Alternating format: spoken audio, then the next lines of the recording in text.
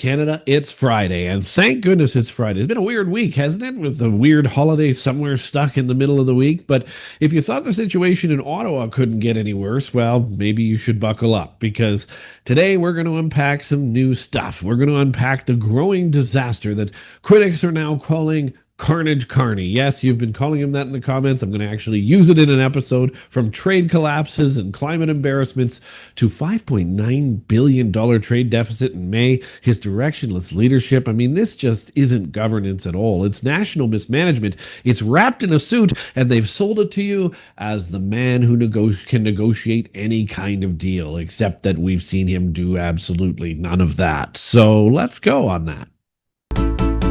Welcome to Bakes on Things.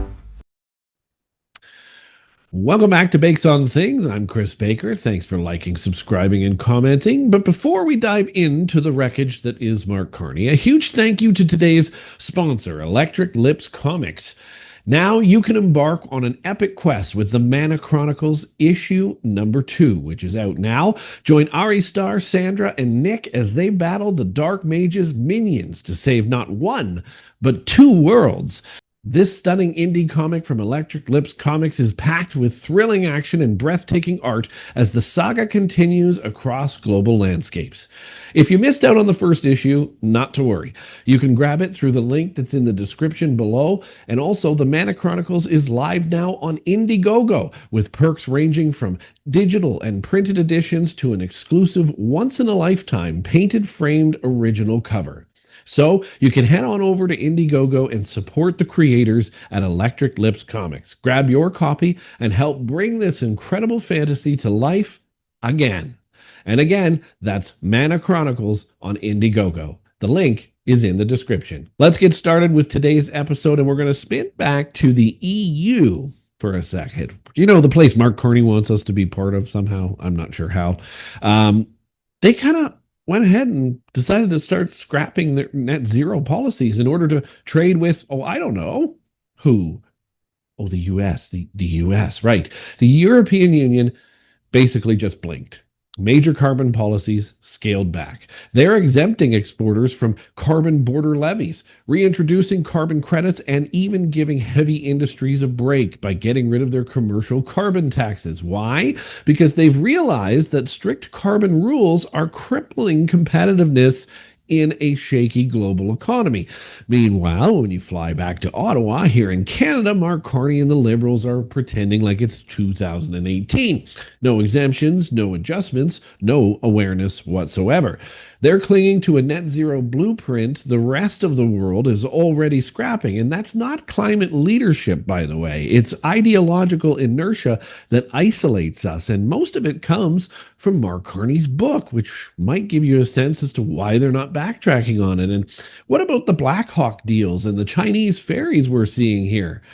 Didn't hear about those stories? Well, here's the thing. There's a problem with Canada's procurement right now. It's not very elbows up. Our government just renewed contracts for American Black Hawk helicopters, costing Canadians millions in leases, despite having no made-in-Canada alternative on the table. This was supposed to be a show of strength, but it's just more dependency on others. And when we shimmy on over to British Columbia, we've committed over $300 million to ferries built in China. Well, Canadian shipbuilders, they sit idle. That's not really investing in Canada, is it? That's outsourcing our sovereignty to someone who was considered during election campaign speeches to be a major enemy and pretending it's somehow smart policy to deal with the people that have bounties on some of our political candidates. Good choice. Then there was the $300 million climate blowout. Yeah, that's right. In case you missed this one, it was buried well below the fold in our news outlets.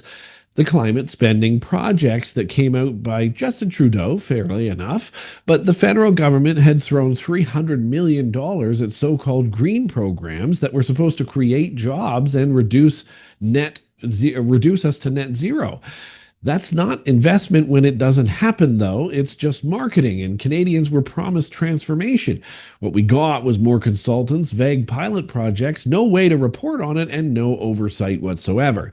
So there's that. Then we caved on the DST this week, and we know about this. We've covered it in many episodes this week so far, but it does get worse when you start to look at caving in like that. The digital service tax was a 3% levy on big tech. It was Canada's only real leverage in any kind of trade talks with the US, and we caved right away. After the pressure from President Trump, what did Carney do? He blinked, and the tax was shelved. And in return, we got, oh, right, nothing. No deal, no path to a deal. Just humiliation across the world stage, except if you look at our mainstream media. You see, media from across the world has already defined this as a huge fail for Canada, while our own media seems to think it's some kind of win.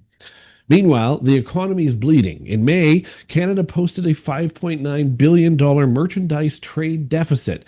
That's the second worst on record, but an improvement over April. If you look at our mainstream media, they'll tell you it was record-setting exports to places other than the US, but we still had a $5.9 billion deficit. The rest of the world can't make up the difference between us and the US trade. Statistics Canada can call it diversification all they want, but what it really is economic freefall. How in the world, if we've just created record trade with the EU out of that month and still had $5.9 billion in deficit, are we ever going to replace that US trade? It's not going to happen. Also, have you heard Carney speak lately? It's a blend of global buzzwords and economic anxiety delivered with all the energy of a malfunctioning finance app.